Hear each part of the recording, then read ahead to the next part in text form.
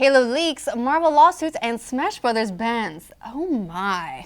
Welcome to the Know-It-All for November 7th. I'm Ashley Jenkins. And I'm Meg Turney. If you haven't seen the show before, basically we run you through the top news headlines of the week. If you want any more background or detail in the story, just click the annotation and we'll take you away to the full update. So let's get started with video games. Ubisoft's biggest slate of holiday games disappeared from Steam without warning yesterday, leaving PC gamers in a bit of a bind. This included Assassin's Creed Unity, Far Cry 4, and Le Crew. The issue was first noticed when the games quietly went missing in the UK version of the Steam store, and then went missing everywhere else as well. Ubisoft said it had been working with Valve, but that for now, gamers would have to purchase the upcoming games elsewhere, like Uplay. Leading to speculation, they're pulling an EA circa 2011 and leaving Steam behind to focus on their own distribution platform because you guys love Uplay, right? However, since then, the games have reappeared, again with no explanation, except in the UK where they're still missing. We're pulling for you guys. You can make it through this. They'll probably be back soon. This week, a brand new cutscene from Halo 2 Anniversary leaked. The scene was a prologue added to the beginning of the game to tie in the story of Halo 5, and before it was cut off, showed Agent Locke asking the Arbiter for help in locating Master Chief. The footage was leaked by a streamer who quickly backed out of the scene, quit the game, and then ended his stream altogether, but probably not fast enough to appease the 343 ninjas, who were most likely waiting to pounce the moment he turned around. You can never stop. CD Projekt Red is throwing some shade on the increasingly common trend of developers outlining plans for paid DLC before their games are even out by announcing 16 DLC packs for The Witcher 3 Wild Hunt, their upcoming open-world action RPG. And the twist? Wait for it. It's all free. Let's give them a hand, folks. Applause track, please.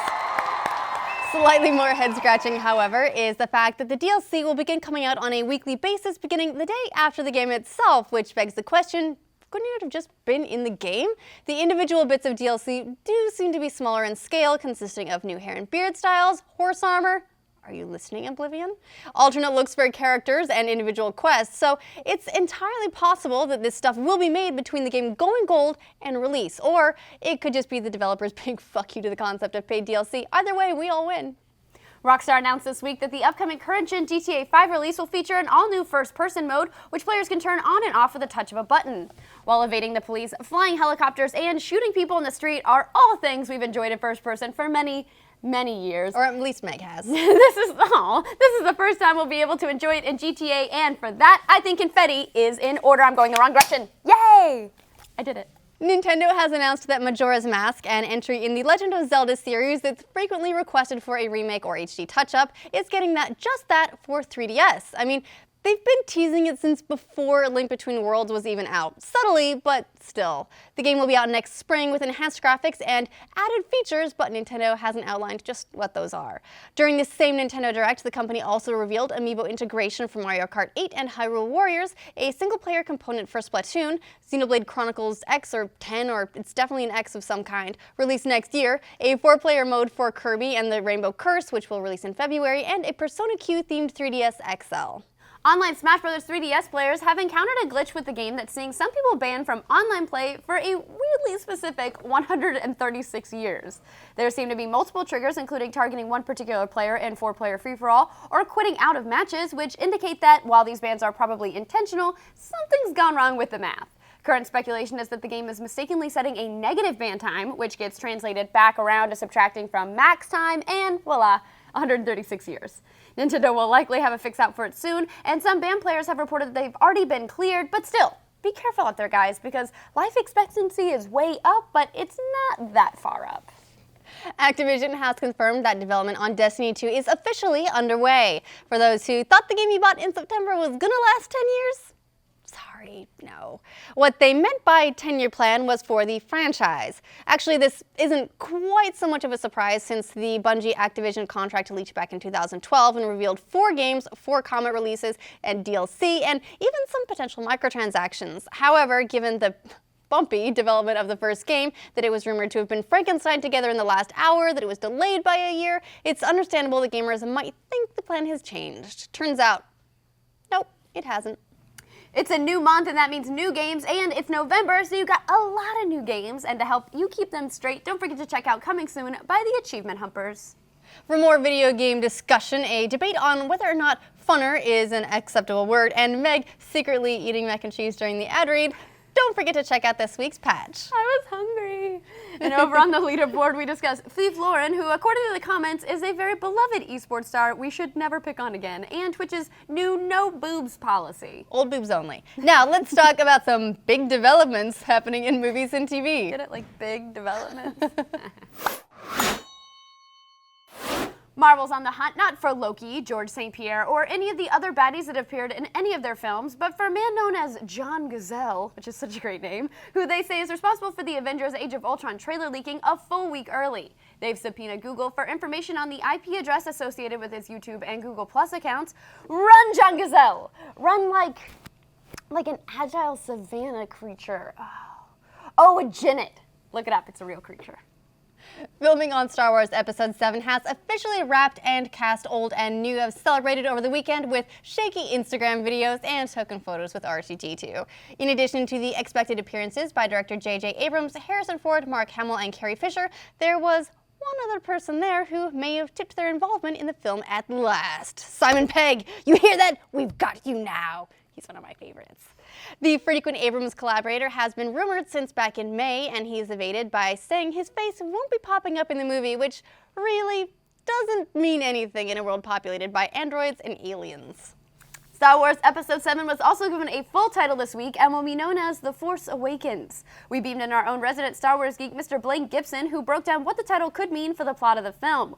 We also asked you guys for your alternate titles, and my favorite was at Jermazing who said, Star Wars, The Force goes the fuck back to sleep. Amazing. We also wanted to know exactly how the movie ended up with that particular name, so we snuck some cameras into the Lucasfilm boardrooms. Let's see what we learned.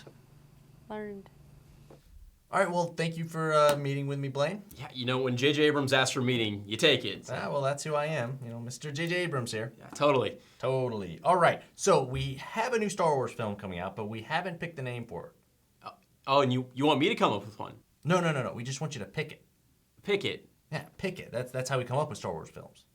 Like at random? Yeah, okay, so look, there's a list of nouns and a list of verbs here, okay? Now you take this marker, randomly draw a line between two of them, and boom, Star Wars. Okay. Jedi Returns. Sounds good to me, let's do it. No, Mr. Abrams, you've already used that. Did we? Yeah, as Return of the Jedi. Oh, shit, yeah, you're right. All right, we'll do another one. Yeah, okay, Phantom Hope. That's dumb.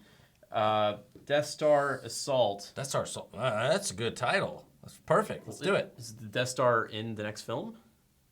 No, but, you know, we could put it in it. Huh? No, let's come up with a new one. Jar Jar Harvest. Oh, God. Jar Jar. No, that's perfect. Like, people love Jar Jar. People hate Jar Jar. We're going to come up with another one. Force Awakens. Oh. Perfect. Let's print it. Force Awakens? Are you sure? It's kind of What? dumb.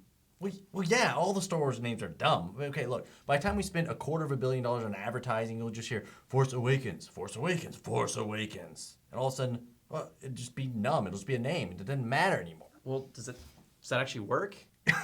Does that actually work? All right, tell me this. What is the dumbest title in the history of films? I couldn't tell you. The Star Wars. Oh my God. That is a dumb name. Yeah, but, you know, the system works and we're sticking to it. Now go get me coffee. Yes, sir. Stephen Colbert announced the finale date for his show and that his character won't be making the move with him till late night. The Colbert Report, the T is silent, will air its final episode on December 18th, and then sometime next year, Colbert will take over David Letterman's Late Show.